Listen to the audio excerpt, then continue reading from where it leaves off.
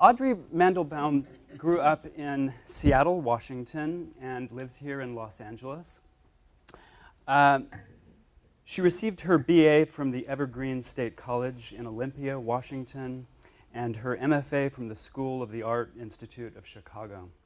She was awarded the 2001 Friends of Photography Emerging Photographer Award, a City of Chicago CAAP grant, was a finalist for a Creative Capitalist grant, and received 2 Ragdale Foundation fellowships. She has exhibited widely in Chicago, New York, and Los Angeles, including group shows at Schneider Gallery, the Art Institute of Chicago, Artist Space in New York, Cal Poly Pomona, Newtown in Pasadena, Watts Towers Art Center, Millard Sheets Gallery at the Pomona Fairplex, Hudson Franklin Gallery in New York, Torrance Art Museum, Left Coast Gallery, Acadiana, I believe, Center for the Arts in Lafayette, and Edward Sella Art and Architecture here in Los Angeles. She has also had solo exhibitions at the Center for the Arts in Eagle Rock, House Gallery in Pasadena, and the Front Gallery in New Orleans. Audrey's work is in the collections of the Art Institute of Chicago, the Museum of Contemporary Photography, the New York Public Library, the Seattle Art Museum, and several private collections. Not too shabby. She also coordinates the Master of Fine Arts program here at AULA and teaches photography and art-related classes. So, who am I, Audrey? Thank you for that introduction. Who is Kaylee O'Dwyer? You know, I'd heard so much about Kaylee, and then Charlie said that he was going to conduct this Q&A, and I'd heard so many good things, you know, that this guy is a poet, a published poet, and he teaches creative writing, and he teaches psychology, and he's a practicing therapist, and I just thought, who is this guy? It's so annoying that he does all these amazing things. But then I met him, and of course he's so charming. So, Kaylee O'Dwyer specializes in clinical psychology and creative writing. He's an affiliate faculty member in the BA Psychology concentration at AULA, where he has taught applications of psychology in the 21st century, human sexualities, sources of creativity, theory, and practice. That sounds like something I should take. The psychology of consumer behavior, and various creative writing courses, including this coming spring's Writing as Seeing, Understanding the Poetic Self. He is a winner of an Academy of American Poets Prize, a 2-time nominee for the Pushcart Prize, and a recipient of a Helene Wurlitzer Grant for Poetry. His book of poems, Full Nova, was published by Orchis Press, and his poems on the paintings of Mark Rothko have been on display at the Tate Modern Museum in London and published in various literary journals. Alongside his teaching and writing, Kaylee provides postmodern strength-based therapy in Los Angeles as a licensed marriage and family therapist. Thank you. Aren't we fancy? So I'm aware of the fact that this project started in 2003, nearly or over 10 years ago, and that there was jumping back into the project in 2007 and 2013. And maybe we could start by talking about some of the originating aesthetic intentions, interests that sort of informed commencing the project. In 2003, I was working at Antioch, and I had met a lot of therapists here through the MAP program. And I think I started the project by just noticing that there were particular people that had this sort of, who were therapists, that had this kind of penetrating gaze. And I thought that when I was talking to them, that they could somehow see into my soul, and I found it very disconcerting.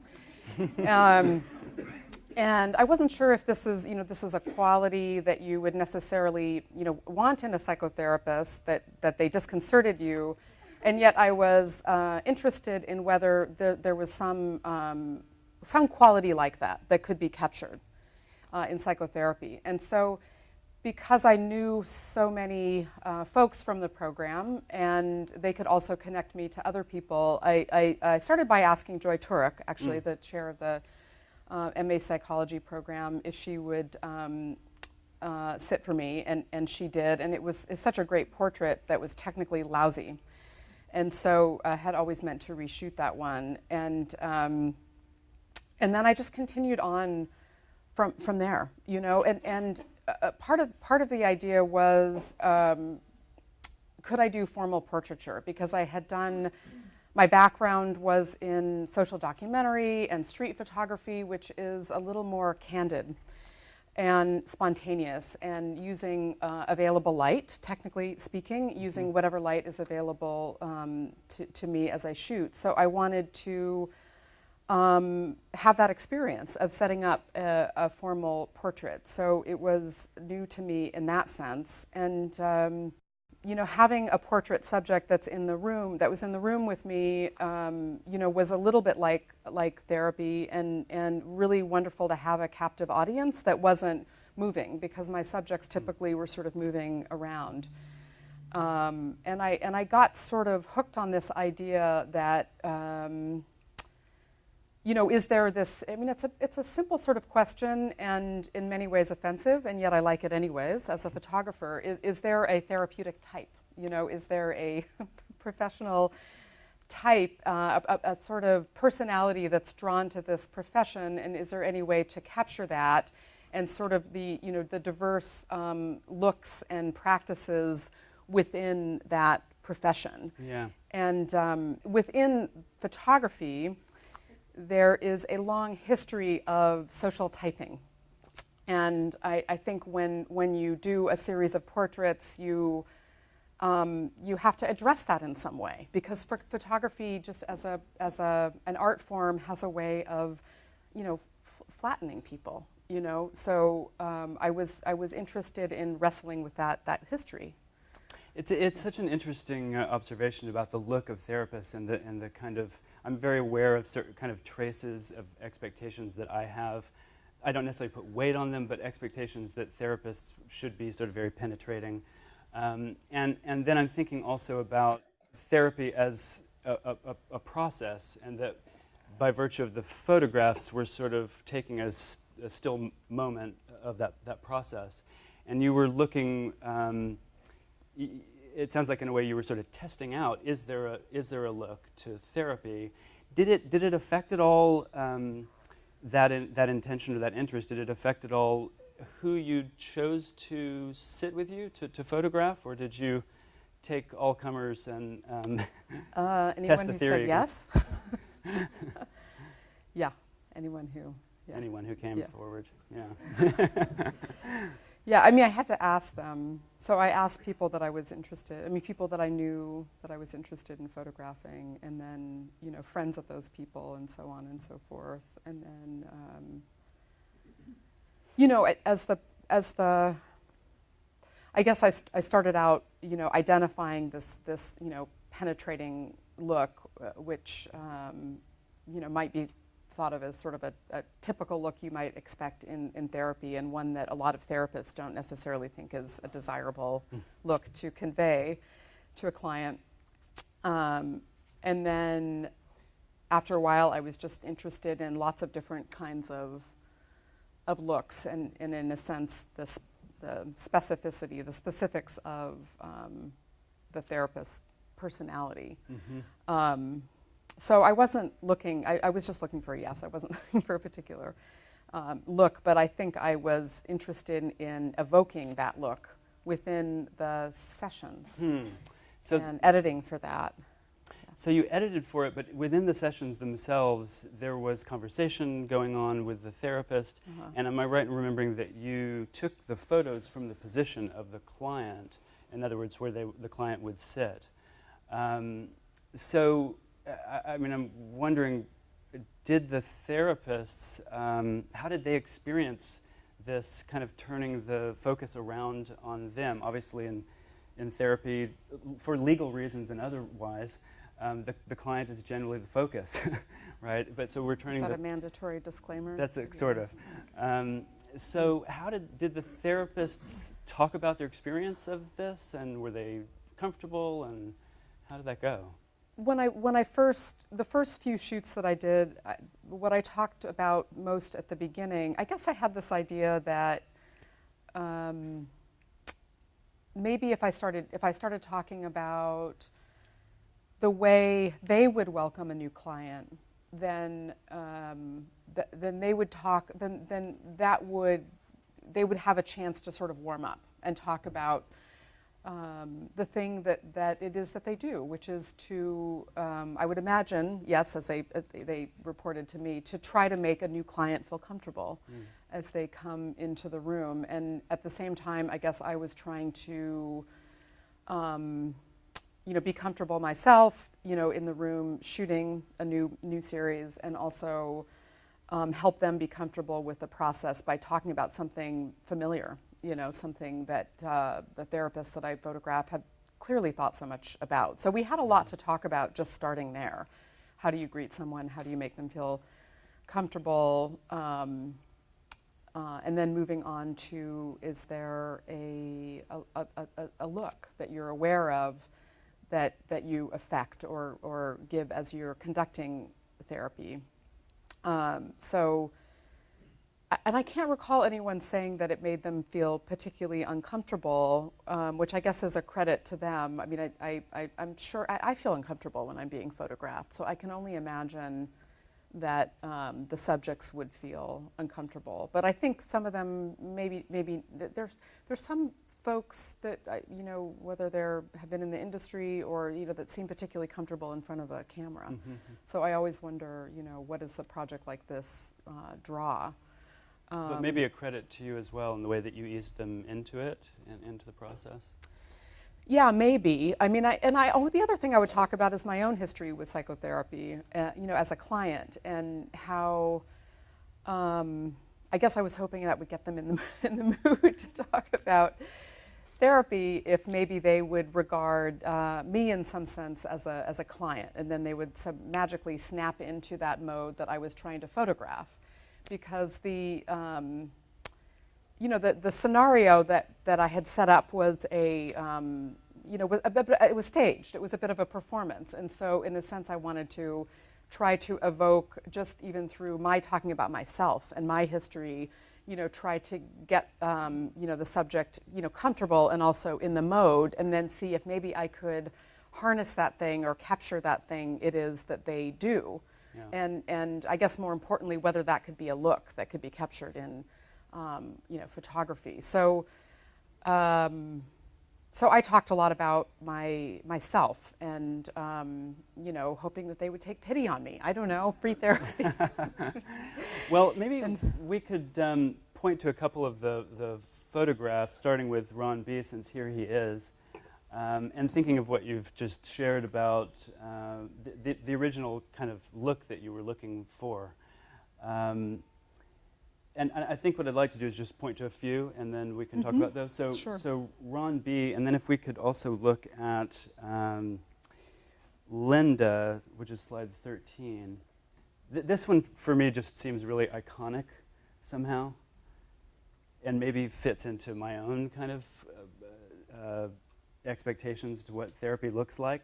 This, by the way, is not at all the kind of therapy look that I do, probably, but that's what I sort of have in mind. And then if we could also look at Claudia. Do you see the look? I mean, in those that we just looked at, does it show up in there to some extent? What you were kind of looking for originally? Yeah, they're all different. I think with Ron, who I photographed in one of the earlier legs of the project, we talked quite a bit about, he might have been the fourth or fifth person that I photographed, and he talked quite a bit about making clients feel comfortable and getting a lot of clients who had never been in psychotherapy before and had a certain idea about what that might be like based on a certain, a certain stereotype of an analyst probably. And so we talked a lot about making clients feel comfortable and yeah, and it was interesting because his office was, you know, I thought that he was very comforting presence, and yet his office was sort of oddly configured. Like there's, you know, this you know, the lamp kind of in the way, and the chair in the corner, and, you know, all of these things, you know, because some people think quite a bit about decor. I know that I would notice that right away, being a very visual person, and some not so much. So I was interested in how he could sort of create a certain ambiance that I wanted to capture without necessarily, you know, paying so much attention to, you know, the colors, the furniture, the light. Yeah, it's a very, I mean, it's right, it's very, it's not austere necessarily, but it's bare. The office is bare. And yet he feels, at least to me, a very warm presence. And I also feel like he would be someone that you could laugh with, and then he would set you straight somehow. But you could joke around maybe a bit.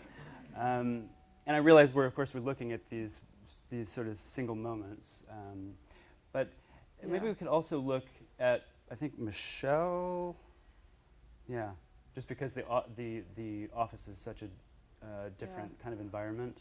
Yeah, well, I mean, you had also asked about Claudia, and I'll get back to Michelle too. But you know, I think that a lot of people have noticed that in the earlier portraits that I took that include Ron Boutel and Linda, that they have a similar look to them. You know, that there's a sort of penetrating look, that sort of seeing into the soul, which again is sort of an idea about portraiture, and I think also an idea about, you know, therapy, and so there's sort of an intersection between those ideas.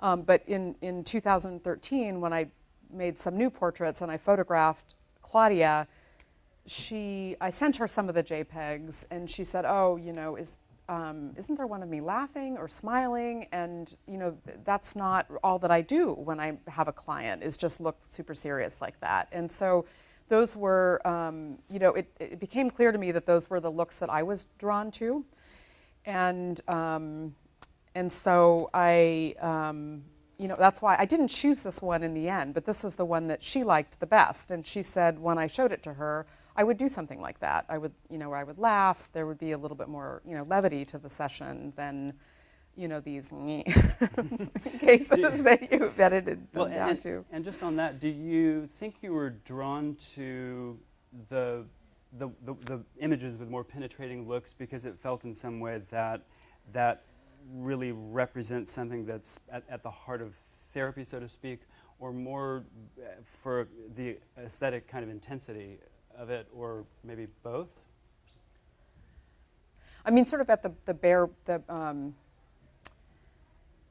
very most basic, I think, you know, I laugh when I'm with my friends, not when I'm sitting in a therapy office. So I sort of thought that, that sort of, I mean, this one, I think, encapsulates it for me, this one and Ron. You know, the sympathetic gaze, and I do think that for me that's sort of a certain idea that I hold about therapy that a lot of the therapists themselves don't necessarily hold. And so I think, you know, having the later work where I was actually asking the subjects which images they preferred, you know, led me in an interesting direction, and I would like to go further in that direction, partially because the images become redundant a little bit. A lot of the pictures have the same look. It's like bang, bang, bang. And so you know, the rhythm has a certain redundancy to it. And I would like to think that the later portraits have a little bit more variety and personality because I might be involving the subject in the choice, or, you know, in the case of one of the pictures, the therapist didn't want me to photograph her, so I had to settle for her office, and that opened up a lot of different possibilities that I'm now, you know, pretty interested in. Do we want to show Ron, since we referenced him? Yeah, Ron Diliberto. Yeah, sympathetic gaze. I think you mentioned that the kind of the intentions have changed a little bit over time. have they changed in other ways? I mean, as you said, you're seeing more of what the various looks of therapy can be. Has the project changed over time in terms of what you're hoping for? I think with the last iteration, I sort of loosened up the parameters. When I started the project, the photographs had to be taken in the therapist's office, and I was editing for this certain look, and I had a sort of aesthetic treatment of the pictures that softened them up visually through work that I would do in the image editing phase in the computer. And then further along, I photographed Claudia in her office at the school where she teaches. I photographed, let's see, well, there's Charlie in his office. And Charlie's interest in a different sort of look in psychotherapy besides, the really serious look influenced my choice of this picture. Although I do feel like it represents our session in a lot of ways, but he gave me some good ideas just in terms of involving the therapist in the editing process, and also choosing a picture that was a little bit more buoyant. This was another one, a little more serious. I like that one a lot too. And Michelle, there was one that her office was in a kind of community mental health sort of context. Oh, so I know I keep saying I'm going to go back to Michelle, but this one, Sabi, she worked in a community mental health clinic, and she did not want to ask if I could photograph there. That was, certainly something she didn't feel comfortable with. And so I ended up liking the idea that I would photograph her at her apartment, and that I would set up a shoot as if it were a therapy office in the way that a lot of therapy offices are set up, and then but leave in there some of the remnants of her life. And so her daughter had made some Valentines, and you can see them pasted to the windows, and the magazines on that stump are just from her collection, and then you can see the reflection of the umbrella on the strobe light in the window, and just a lot of little details. And I thought, what's the difference really? I mean, I could still, it was interesting to me to photograph someone at their house, but sort of stage it up, and to see how that could challenge me to sort of recreate a certain look, but also let her environment be what it was. Mm-hmm. And then this other therapist, Michelle, I did actually photograph her at a clinic in Glendale, and she works with schizophrenic clients in the community, and they allowed me to come in at night. I had to come in at night, so it wasn't at a time when she would normally be working with clients, but it was a great space to work with, and you could sort of tell. I mean, I thought a little bit about whether there's a certain comfortable distance between a therapist and a client, just like there's an idea in portraiture that there's a comfortable distance between the subject and the photographer, and there's even a certain focal length that, as some of you might know, that portrait photographers use when they're taking a picture, and I felt like that comfortable portrait distance related in some way to a comfortable therapy client distance. And what was interesting about photographing Michelle is that she's in a community clinic, and the office is small, and so we're really pretty close, almost sort of knee to knee, and she's leaning back a little bit. So it's a different distance. It's a different spatial relationship, which is something that for me comes up a lot because it all has to do with the visual setup of the place. Right, so that's going to vary depending on the content, where you're shooting. Was there variation that you were aware of much in terms of the different kind of therapeutic modalities that were represented by the therapists? I don't know if they talked about that or if that was... Yeah, they did. I guess I felt like I had a little less say in that, just based on I asked a few psychoanalysts, and it was really hard to get one. To participate? Yes, yeah. And, but there's Rodney, who's a cognitive behavioral psychotherapist, and he was definitely the therapist who most challenged my idea, which was sort of a tongue-in-cheek idea that there was an empathetic look, and that therapy involved this sort of empathetic demeanor that a person either had or cultivated. And I recognize that as a stereotype or a trope, and yet I still carried it with me to the shoots. And so Rodney, this Cog-B therapist, had a lot to say about that. So and that was really interesting. I mean, his approach.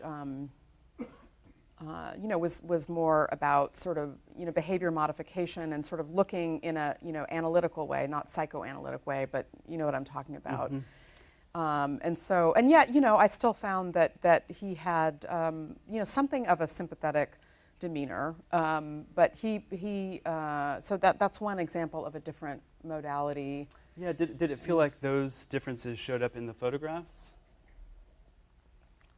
I think so. Yeah. I think in his case, yeah. Are there any particular plans for the project and going forward? And yeah, I'm photographing you, right? Oh yes, that's right. Kaylee has a cat that apparently greets his clients when they Yes. come, so I'm Yes. very interested in that. Very interested in photographing Pasha. the cat. I mean, you. Cat is named Pasha. So yeah, it's a pretty wonderful project. It's a pretty